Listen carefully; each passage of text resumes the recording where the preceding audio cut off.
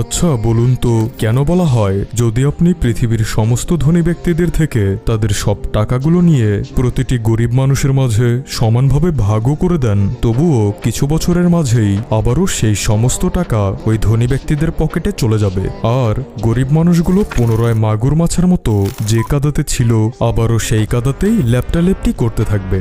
শুনতে একটু বাজে শোনালেও এটাই বাস্তব। আর এর মূল কারণটা কি জানেন? Business mindset. তো এই বিজনেস মাইন্ডসেটটা আবার কি এই ক্লিপটা দেখুন তারপর বলছি। তো কারা কারা লাইফে চাকরি করতে চাও হাত তোলো। বাহ, অলমোস্ট সবাই হাত তুলেছে, শুধুমাত্র তোমরা তিনজন বাদে, রাইট? তোমরা তিনজন চাকরি না করে কি করতে চাও? বিজনেস। তাহলে বাকিদেরকে একটা সাজেশন দেই, তোমরা আজকেই তোমাদের সিভিগুলো এই তিনজনকে দিয়ে রাখো, কারণ একটা সময় এই তিনজনের কাছেই তোমাদের যেতে হবে চাকরির জন্য। পৃথিবীতে দুই ধরনের মানুষ রয়েছে, রিচ আর পুর। দেখতে দুজনে একই, দুটি হাত, দুটি চোখ, একটি হৃদয়, মানে দুজনেরই ওপরের বডির স্ট্রাকচার বা হার্ডওয়্যার সেম। পার্থক্যটা কেবল সফটওয়্যারের। আর এই সফটওয়্যারের পার্থক্যটাই দুই শ্রেণীর মানুষের মাঝে ফাইন্যান্সিয়াল পার্থক্য গড়ে দেয়, নেটওয়ার্থের পার্থক্য গড়ে দেয়। আর এই পার্থক্যকারী সফটওয়্যারই হলো একজন মানুষের মাইন্ডসেট। আপনি মানুন আর না মানুন, প্রত্যেক ব্যক্তির মাইন্ডসেটই নির্ধারণ করে দেয় ভবিষ্যতে সে ধনী হতে পারবে না আজীবন গরিব থেকে যাবে। আজ আপনার কাছে যে পরিমাণ অর্থ সম্পদ রয়েছে তা কেবল আর কেবল আপনার মাইন্ডসেটের জন্যই। কম হলেও মাইন্ডসেটের জন্য, বেশি হলেও মাইন্ডসেটের জন্য। তাই দয়া করে আপনার কাছে অর্থ না থাকার কারণ বাহিরের দুনিয়াতে খুঁজতে যাবেন না, কারণ এতে করে আপনি কিছুই খুঁজে পাবেন না। বিষয়টা বুঝিয়ে বলছি। এর আগে একটি প্রশ্নের উত্তর দিন, পৃথিবীতে সব থেকে দ্রুত টাকা ইনকাম করে কে?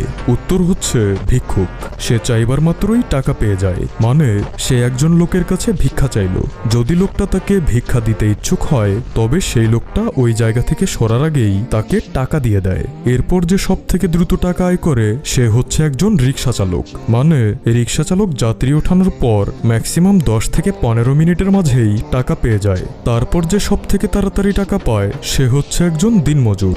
দিনমজুর দিন শেষে টাকা পেয়ে যায়, এক্ষেত্রে সর্বোচ্চ 24 ঘন্টা সময় লাগতে পারে। এরপর আসেন একজন চাকরিজীবী, যে মাস শেষে তার প্রাপ্য হাতে পায়। এখন যদি এদের সবাইকে একসাথে তুলনা করি তাহলে দেখা যাবে ভিক্ষুক সব থেকে গরিব, অথচ সে সবচেয়ে দ্রুত টাকা ইনকাম করে। এরপর রিক্সাওয়ালা, তারপর দিনমজুর, তারপর চাকরিজীবী, এভাবে সব শেষে আসে একজন ব্যবসায়ীর নাম। একজন ব্যবসায়ী সারা মাস অথবা 3-4 মাস ব্যবসা করার পর কিংবা পুরো সিজন ব্যবসা করার পর কিছু ক্ষেত্রে অনির্দিষ্টকাল সময়ের পর টাকা লাভ করতে পারে। তার মানে এই ভিক্ষুক থেকে শুরু করে ব্যবসায়ী পর্যন্ত পর্যায়ক্রমে ধারাবাহিকভাবে গরিব থেকে ধীরে ধীরে ধনীর দিকে ধাবিত হয়েছে।